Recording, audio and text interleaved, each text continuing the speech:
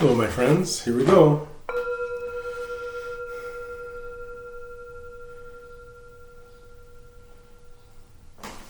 I would ask you to take a nice deep breath in. Big sigh. Let the breathing come back to normal. Eyes opening. And briefly, if you're up to it, let's stand up.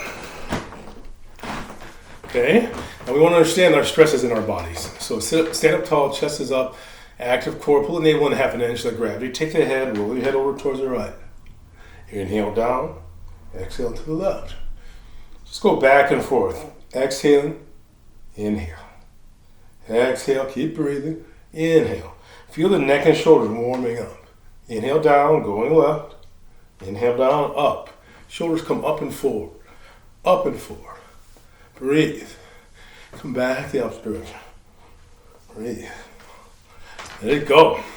Okay, let's bring the palms out, shoulder blades tight. Inhale. Palms out, shoulder blades tight. Keep breathing. Inhale. Palms out, shoulder blades tight. Let it go. A little wider from the center of the chest all the way through the shoulders, through the fingertips. Let the breathing come back to normal. So let's have a seat. So, of course, many of you who are familiar with me understand that my primary focus is about our relationship to our emotions. I personally feel that if we have a good relationship to our emotions, then the world is a much easier place to move through. When you are projecting your emotions on the world without realizing it, what you don't realize is the reason that you might have bias is because you actually have fear. If you can de-escalate the fear, you can release some of the bias. So I just want to bring this up. Now, this is the last video of this series I'm going to be doing. I'll start another series tomorrow, but this is the last video I'm going to be doing that's primarily focused on the murder that occurred and the aftermath of the murder. And also, what can we do? I would suggest, it's my actual impression, both from being here, from what I've seen, and also from what I've heard around the city, people who have direct experience. There's no doubt, of course, that this was a riot. However, I would suggest that it really feels in many ways like an orchestrated event. And I may be wrong about that. I'm not trying to do conspiracy theory, but I just want to bring this up. It's clear that there's a strong white supremacist presence here. I've heard stories from all over the city from people who've been approached by white supremacists. It's clear that they're not from here. I'm not saying that there's no one with those feelings who has lived here or does live here, but it's clear that this was an out-of-town event. I also would like to suggest, from my perspective, this is sort of a 9/11 sort of event. And we're seeing similar things happen all over the country. Bricks being left in certain places. Oftentimes, people of authority indicating where to do things. It's key that, and from my impression, that there were people from authority involved with the instigation here. Now, I also want to bring this up. I'm really not into profiling, and I mean anybody. I just really want to give props to good police. Props to wonderful fire people. It's not, that's part of what makes these really horrific sort of plants, that's my perspective, a lot of them are plants, really even that much more horrific because they're damaging the fabric between the community and the police. Not that it wasn't already damaged, and not that there weren't already many police doing things that were completely out of pocket. However, what we saw in that situation was a whole different level. It's clear that there was also instigation immediately after. There were people here immediately after who were already dressed, already prepared to instigate. It's been clear that this has been a part of an orchestration that's actually nationwide.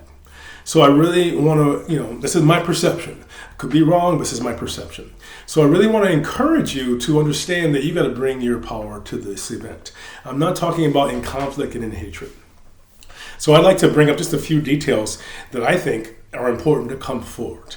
The first of which is to take a look at yourself and understand that there's something here that has gone very, very wrong.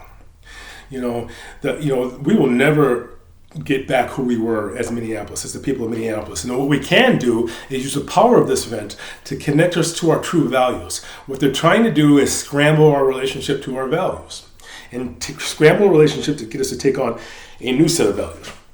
So Number one, for me, I'm doing, and I'm hoping that you'll do the same, is to take responsibility. Take responsibility for where you're at in the situation. You are part of what has happened, regardless of whether you had any active part in it or a part in terms of willful ignorance. To me, the word ignorance really focuses, it's not just on what you don't know, it's what you've ignored. Ignorance is willful lack of knowledge. We know what these groups have been doing in rural areas all over the country, and yet we don't treat these people as regular extremist groups. And for me, that we need to do that. However, if you have a mathematical equation, you have to get all the way back to the beginning of that equation, and in your life, you are the beginning. So if you really want to make a difference, I think it's really important to understand what's attractive and what's repulsive. If you want to get through to people, you can't hate them, even if they have done things that feel really, really bad or sat on the sidelines. In the election, I talked to many people who thought that this was not going to have any racial impact. Guess what? It did. So, number one, take responsibility. Take responsibility for your own emotions and your own relationship to your emotions. What emotions are operational for you? What I'm suggesting is we cannot have ourselves being operated by emotion. Emotion exists for us. So when we feel an emotion, we want to be aware of it and how we're being motivated by it. I learned how not to be afraid. That's not true. I learned how not to be afraid of being afraid. That's not quite true either. I learned how to be not afraid of not being afraid of not being afraid about not being afraid. So first off, keep coming back to that point where you have enough distance where you can look at your situation with some level of neutrality. If you're looking in terms of bias, you're never going to get an answer that's not biased. Even if you're accurate in your answer, people are not going to be able to receive it because it's so charged with bias that they can't get to the truth of it. So start with yourself. Start with grounding, calming, learning how to get in contact with your intuition. Your intuition is going to lead you to what your mission is and what you need to do with your life. So learn how to ground. Secondly, be aware of de-escalation. In my mind, it's very, very important to develop de-escalation skills. De-escalation skills always start from you and then go to the outer world. So first you de-escalate yourself. You calm down, you slow your breathing down, get in contact with your intuitive relationship. Remember that subtlety is just as powerful as intensity.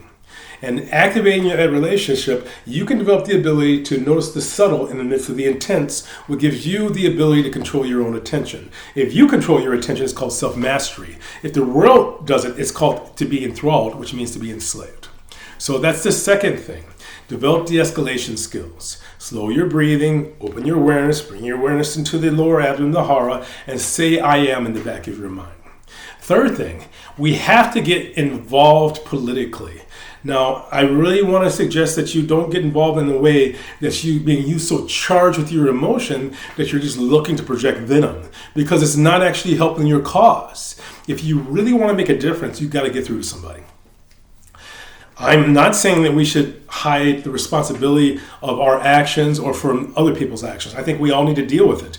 To me, white America has to deal with the fact that they've allowed a white supremacist thing to get going here, and they haven't treated it as they would with other groups that are considered to be extremist groups. They have to be treated just the same. I'm asking you to get involved politically. Pay attention. Don't just get involved on a local level. Get involved on a national level. What they're working to do is change the fabric of our community, our cities, and our country, and the entire world. It's time for us each to get involved with that.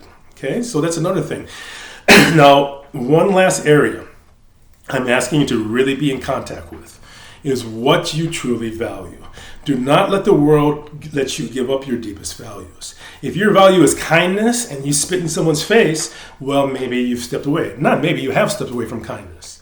So mine are kindness, compassion, joy, and positive indifference. You might want to try those on. I didn't come up with those myself. They came from the Lotus Sutra. And by the way, those are my primary values. But another value I have is to be bold, and I'm going to be bold in this next period of my life. I'm going to be bold in working to get in contact with people and helping them to develop a calming and soothing practice. I'm going to be involved with getting people to be aware of what manifestation practice is. Manifestation practice is when you feel something intensely and you direct all your attention towards that thing. most of what you say, your emotions, all become directed at that spot, and you begin to manifest it, right? To me, it's no mistake that we had COVID that came out of all of this sort of milieu of the separateness that's gone on in our society, the fracturing. And then COVID came, and we became even more fractured. I know of people who lost lifetime friendships because they didn't agree about COVID. Okay? And all of that is a manifestation, and that's what stimulated even further. So, I think it's really important to understand your values and what you are manifesting. And remember this final thing. If the people that you're in contact with who have a stronger view or stronger commitment to what they value, if they value hatred, then more than you value kindness, you're going to find yourself hating that person. Hatred is a wildfire. You can't control it. And so for me, hatred is not what it's about. I'm not looking to hate or shame. I am looking for people to take responsibility, because in responsibility, we find the ability to make a difference. By us learning that we are empowered, we can step out of victimhood and work to change the world. And also step away from ignorance. Please, dominant society, stop being ignorant of things that are obvious. And finally, the very last thing I'm going to ask is those people who have very, very strong feelings about whatever it might be, and I'm not saying they're not legitimate, whether it be on sexual orientation, gender, transgender, whatever you want it to be, racial, African Americans, Latinos, Asians. I know that I made this mistake at one time in my life, is not really giving credence to an Asian person about their background or what they have gone through racially, because I had gone through so much. I felt like mine just blew theirs away, and I wasn't respectful of their experience. So what I'm saying is, let's stop being so single issue oriented. Okay, that single issue stuff is fracturing us. We have to come together as a community and country and reassert what our true values are as the city of Minneapolis, as a country in the United States of America, and as the world. We are one people. I thank you for joining me during this time. I'll be putting up one more blog post this evening on drapo.com, and tomorrow I will be again stepping back into my primary focus. My primary focus is in helping people realize that you are not your emotions, you're not your thoughts, you're not your drama, and you're not your age. I work to help people realize how much space they have so that genius can flow through, and so we can really make a difference in this world. Thank you for your time. Thank you for your commitment. I am steeped in positive indifference. This is where we are. We can't do anything different. We have to gain the power of this. We can heal our wounds. We can't change the past, no more than I could change things that happened to me, or you could change things that happened to you. But the things that have happened to you, they are your avenue and your opportunity to connect with other people in compassion. Don't just focus on what happened to you. Listen intently and deeply to them, even if they upset you. Here we go.